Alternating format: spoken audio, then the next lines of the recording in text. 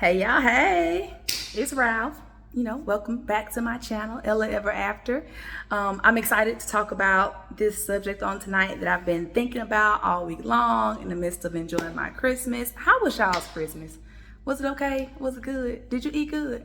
Did you drink? Because, you aren't that dwank. Yes, you did. You aren't the drink. Anyways, so tonight, I wanted to talk about something that I don't know if many of us ever think about.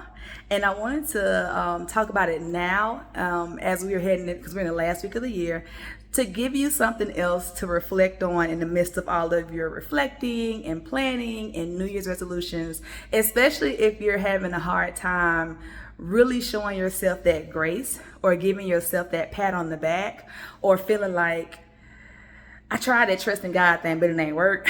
All right, so here we go. It's easy for us, and now you know what? I ain't gonna say that. It is easier for many to be able to be grateful and thank God for the things that did happen.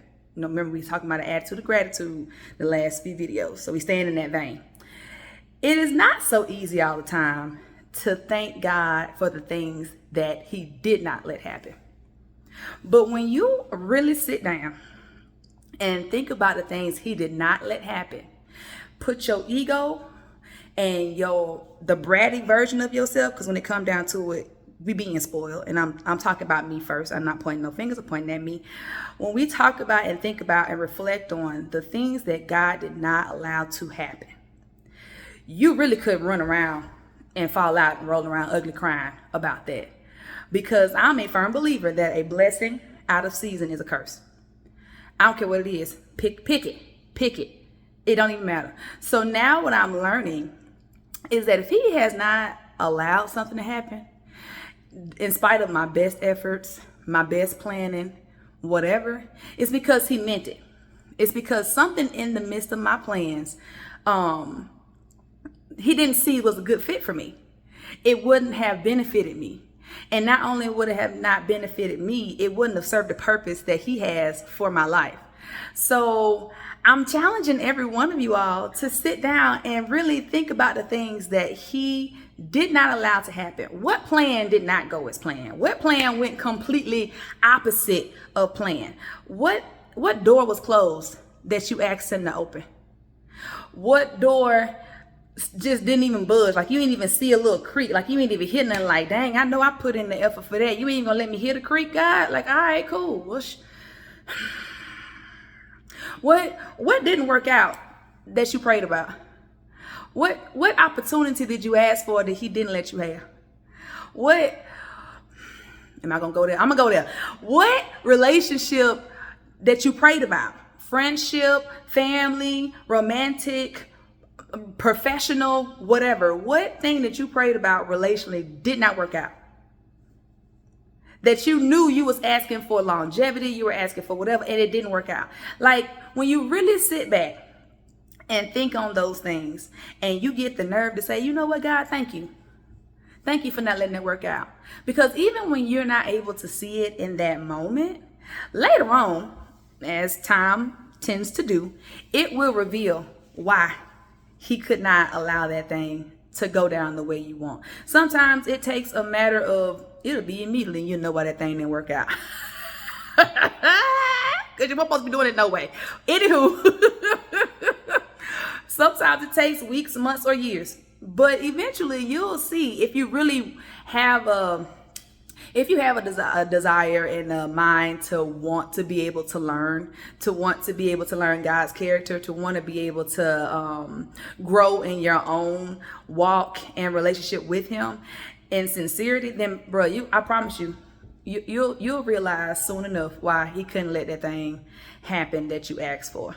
Now that does not mean it does not irritate you. That does not mean it does not hurt.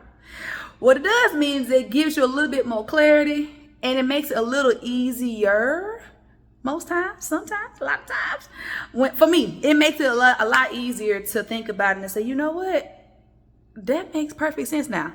Example, things that I prayed for that did not work out. Here we go. So when I quit my job as a health inspector and decided to transition over into another field, it meant a pay cut. Let's start there.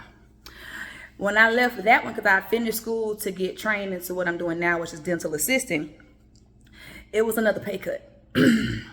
But when I was praying for the jobs that I was asking for, that pay was nowhere near what I wanted. And I wanted jobs specifically in Montgomery because I wanted to stay near my family. I even got a job as a dental assistant in an office. Guess what, child? I felt like Craig from Friday. I ain't get fired on my day off, but I definitely got fired that first day.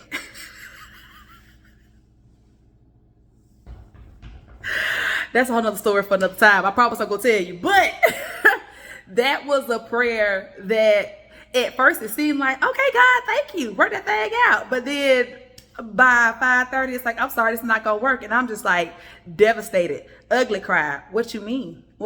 How could you possibly not like, what did I do so wrong? But in the long run, it allowed me to be able to go to a different office where I gained a whole different set of experiences and skills, which then opened the door for me to come to a whole nother state where I would get paid well.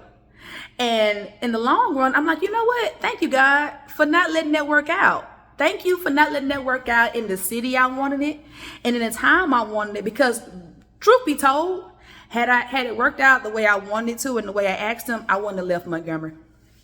And I knew it was time for me to leave. It was too many things happening within me that I knew it was like, all right, it's time to move. You ready? My sister called that 2 or 3 year itch. And it's the truth. But I know that if everything, and that's a word in itself, if everything happened and he gave us every single thing that we asked for the way we asked for it, we would always be comfortable. And we would probably never move, whether it be a physical move, emotional move, a mental move, whatever kind of move, when he needs us to. And in that, we risk missing out on the grand opportunities for so many other things that we didn't even have our mind on to even think about. Had I not moved, I would have missed out on being able to have my second place on my own. Baby, that alone right there is enough for me to say thank you, God, for not letting it work out with that first office. Because the peace. Thank you. So yeah, in the midst of your reflections, as we're coming to a close and you are trying to find things to be grateful for, thank God for the things that did not happen. And in those times, it will feel really, really dark. But I'm going to add this little tidbit for you. The best things are birthed in darkness. The best things are birthed in darkness. Example, I bake. My cakes are going in the oven. And I'm not going to leave that light on. It's going to be dark inside that oven. And I'm going to tell you something else that happens. That oven not only is going to be dark, it's going to add some heat. Stay with me, we're going somewhere. With the heat and the darkness, and because it's sealed off, and the wind get a little blowing, because it's a convection oven, so it's a little something in there that's kind of spinning somewhere. And as a cake, I can only imagine how it feels in the pan of like, what the heck just happened? And why am I going through this? Is this even necessary? The heat, the slight pressure, and it's dark, bruh, come on, that's too much. And as people, we can feel the same way when things don't happen that we ask for. But if we just would stay there for the allotted amount of time, because it's only for a set amount of time. Nobody puts a cake or any dessert in the oven and just leaves it there forever. You're going to burn the house down. But no, it's a set time. And in the same way, if we allow that cake, that dessert, whatever, to sit in that darkness and in that heat, the things, the ingredients that have been mixed and added, the chemical reactions are taking place now, and something beautiful is being created so that when it comes out at that set time, now I got something else I can enjoy and I can share it with other people. Same way with us. If you will allow yourself to just don't rush out that dark place, or what feels like that dark place, that place where you feel like the heat has been turned up, and it might be anything, not even just things that didn't get answered, but that's the focus for tonight. Things that you you feel or you see that God said no to.